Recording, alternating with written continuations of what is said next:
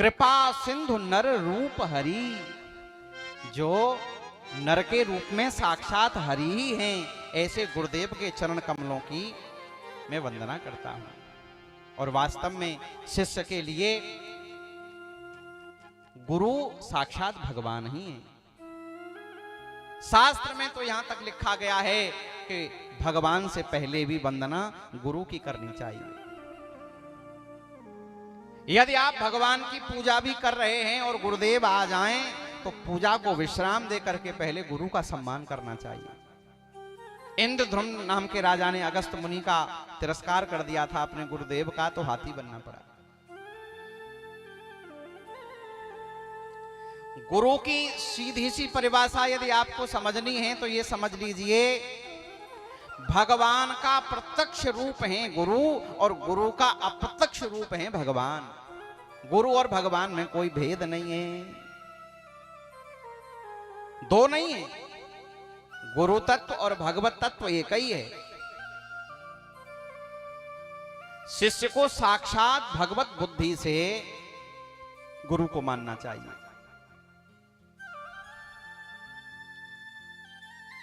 हमारे वृंदावन में एक संत हैं, वो तो कहते हैं जिसके जीवन में गुरु नहीं उसका जीवन शुरू नहीं।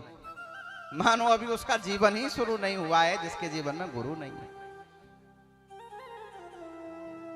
अच्छा आप ये बताइए, 2 और 2 4 हैं, ये बात हमें किसी गुरु ने ही तो बताई थी। अरे जब हम साधारण विद्या भी बिना किसी गुरु के प्राप्त नहीं कर सकते हैं तो परमार्थ में हमको सिद्धि बिना गुरु के कैसे मिलेगी?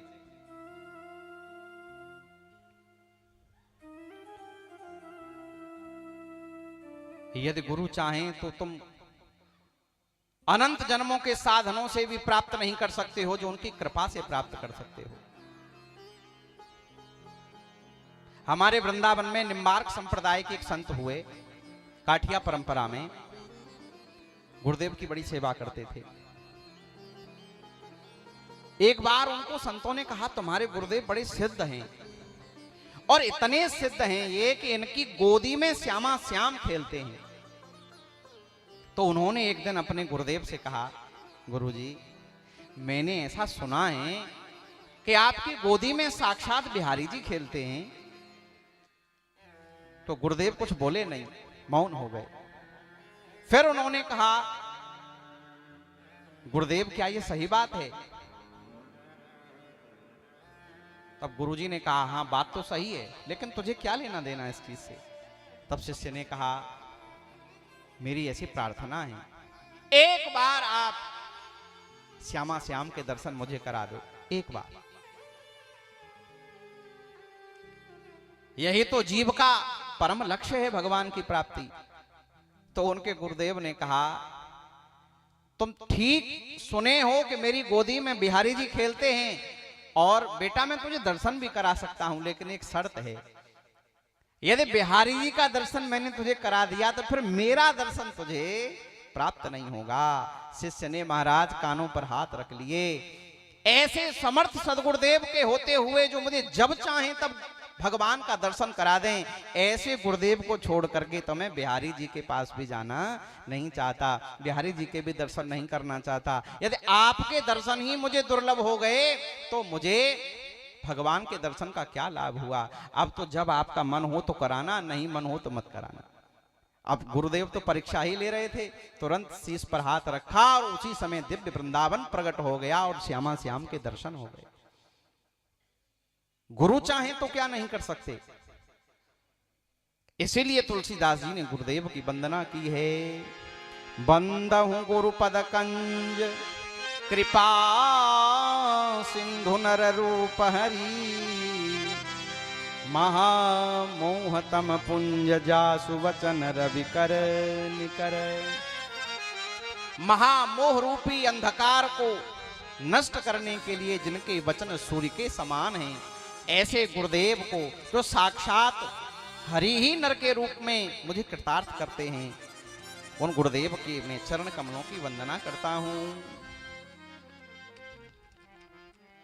सबसे पहली चौपाई जो तुलसीदास जी ने लिखी है, बंदहु गुरु पद पद्म परागा, बंदहु गुरु पद पद्म परागा।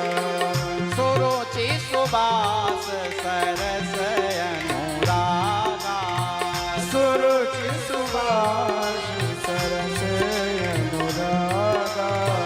बंदहु गुरु पद पद्म परागा, बंदहु गुरु पद पद्म परागा। पहले गुरु के चरण कमलों की वंदना करी, फिर गुरु के चरण कमलों की रज की वंदना करी है, और आगे गुरुदेव के चरण कमलों के नख के ज्योति की वंदना की है। गुरु तत्व इतना महनीय तत्व है, जिसने गुरु तत्व की अवहेलना कर दी उसे भगवत तत्व कभी प्राप्त नहीं हो सकता। शास्त्र में लिखा है, हरे रुष्टौ हरिस्त्राता हरौ रुष्टे हरिस्तथा, सर्व रुष्टे गुरुस्त्राता गुरौ रुष्टे न कश्चन। यदि भगवान नारायण किसी से रुष्ट हो जाए ना तो शंकर जी उसकी रक्षा कर सकते हैं, शंकर जी रुष्ट हो जाएं तो भगवान विष्णु उसकी रक्षा कर सकते हैं, और भगवान शंकर और भगवान विष्णु दोनों ही रुष्ट हो जाएं तो गुरुदेव उसकी रक्षा कर सकते हैं। लेकिन गुरौ रुष्टे न कश्चन, गुरु रुष्टे न कश्चन, यदि गुरुदेव ही उसका त्याग कर दें तो फिर उसकी त्रिलोक में कहीं रक्षा नहीं हो सकती। गुरुदेव की वंदना की है। उसके बाद तुलसीदास जी ने इस पृथ्वी के जो देवता हैं ब्राह्मण, उनकी वंदना की है।